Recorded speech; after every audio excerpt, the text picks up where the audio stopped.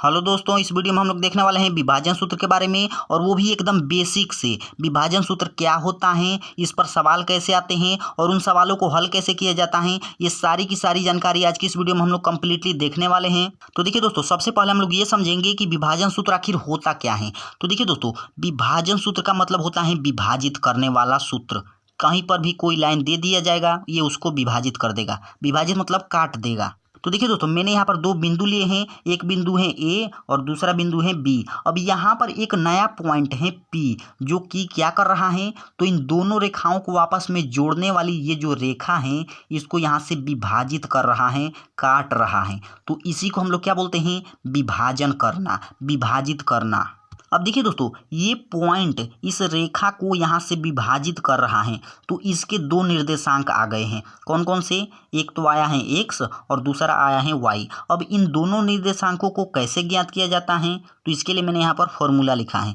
x के लिए ये फॉर्मूला लगेगा, y के लिए ये फॉर्मूला लगेगा। तो देखिए दोस्तों, ये तो हम लोगों को समझ में आ गया कि विभाजन सूत्र क्या करता है। तो किन्हीं दोनों रेखाओं को जोड़ने वाली जो रेखा होती है उसको कहीं से काटता है, और जब काटता है तो वहाँ पर दो निर्देशांक आ जाते हैं, और उन्हीं दो निर्देशांकों को ज्ञात करने के लिए हम इन दोनों फॉर्मूलों का यूज करते हैं, और यही कुल मिलाकर क्या है, विभाजन सूत्र है। मतलब कि दोस्तों, आप लोग को विभाजन सूत्र में सिर्फ और सिर्फ इन दोनों फार्मूलों के बारे में पता होना चाहिए। इन दोनों फार्मूलों को आप लोग अच्छे तरीके से रट लीजिए। एक्स के लिए फॉर्मूला क्या है, m1x2 प्लस m2x1। मैं अभी m के बारे में बताऊंगा, आप लोग चिंता मत कीजिए। मैं m और x1 दोनों के बारे में बताने वाला हूं। पहले हम लोग एक बार फॉर्मूला पढ़ लेते हैं। फॉर्मूला क्या है, m1x2 प्लस m2x1 बटा में m1 प्लस m2।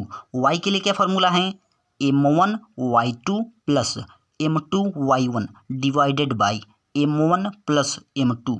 अब देखिए दोस्तों, यहाँ पर m1 y2 x2 m1 बहुत सारे टर्म्स दिए गए हैं। अब इसको आप लोग ऐसे नहीं समझ सकते हैं, इसके लिए आप लोगों को करना होगा एक क्वेश्चन, जो कि मैंने यहाँ पर लिखा हुआ है। तो देखिए दोस्तों, इस क्वेश्चन की मदद से हम लोग समझेंगे कि x1 क्या होता है, m1 क्या होता है, y2 क्या होता है। तो देखिए दोस्तों, क्वेश्चन क्या है हम लोग का, उस बिंदु के निर्देशांक ज्ञात कीजिए जो बिंदुओं 4, -3 और 8, 5 को जोड़ने वाले रेखाखंड को आंतरिक रूप से 3:1 के अनुपात में विभाजित करता है। ये दोस्तों हम लोग का क्वेश्चन है। अब देखिए, इस क्वेश्चन को मैं आप लोग को समझाता हूँ। देखिए, यहाँ पर दो बिंदु दिए गए हैं। कौन कौन से बिंदु दिए गए हैं, तो यहाँ पर एक बिंदु दिया गया है और यहाँ पर दूसरा बिंदु दिया गया है। इस बिंदु का मैं नाम मान लेता हूँ ए है, और इस बिंदु का नाम मैं मान लेता हूँ बी है। इन दोनों रेखाओं को जोड़ने वाली ये जो रेखा है, ये जो रेखा है, इसके निर्देशांक पहले हम लोग यहाँ पर लिख लेते हैं। क्या दिया गया है, 4, -3 और इसके निर्देशांक क्या दिए गए हैं, 8, 5। अब देखिए क्या कह रहा है, तो ये जो रेखा खंड है इसको आंतरिक रूप से विभाजित करता है। कौन सा बिंदु, तो मैं बिंदु मान लेता हूँ पी, यहाँ पर पी मान लेता हूँ। ये विभाजित करता है किस अनुपात में, तो 3:1 के अनुपात में। मतलब कि यहाँ से लेकर के यहाँ तक क्या है, 3, और यहाँ से लेकर यहाँ तक क्या है, 1। यहाँ पर मतलब कि जो दूरी बन गई है उसका अनुपात में दे दिया है। क्या दे दिया है, 3, और यहाँ से जो दूरी बन रही है उसको किस अनुपात में दे दिया है, 1 के अनुपात में। तो अब हमें क्या करना है, तो इस रेखा खंड में जो ये बिंदु बना है P, इसी के हमके निर्देशांक ज्ञात करने हैं, x और y ज्ञात करने हैं। तो कैसे करेंगे, इस फॉर्मूले का इस्तेमाल करके। x के लिए ये वाला फार्मूला, y के लिए ये वाला फार्मूला। तो देखिए दोस्तों, सबसे पहले आप लोग इस फार्मूले को याद कर लीजिएगा। मुझे तो याद है, आप लोग याद कर लीजिएगा या फिर अपनी कॉपी में लिख लीजिएगा। देखिए दोस्तों, यहाँ पर मैं इसका मान रखने जा रहा हूँ, x के लिए ये वाला फार्मूला लगाने जा रहा हूँ। तो देखिए x बराबर क्या हो जाएगा, x बराबर फार्मूला में क्या दिया गया है, पहले m1। तो देखिए अब इसमें m1 कहाँ है, तो देखिए दोस्तों, ये वाला जो पॉइंट आता है, मतलब कि यहाँ से लेकर के यहाँ तक की ये जो दूरी आई है, जो अनुपात आया है, इसी को हम लोग क्या बोलते हैं, m1। और यहाँ से लेकर के यहाँ तक की जो दूरी आई है, जो अनुपात आया है, इसको बोलते हैं m2। अब देखिए दोस्तों, यहाँ पर x2 दिया गया है और x1 दिया गया है। ये कहाँ पर है, तो ये यहाँ पर है। ये क्या है सर जी, x1। ये क्या है सर जी, y1। यहाँ पर ये क्या है सर जी, x2। ये क्या है सर जी, y2। अब देखिए दोस्तों, हम लोग फार्मूले में रखना शुरू करते हैं। तो देखिए दोस्तों, यहाँ पर दिया गया है m1, तो m1 की जगह पर क्या रखेंगे, 3।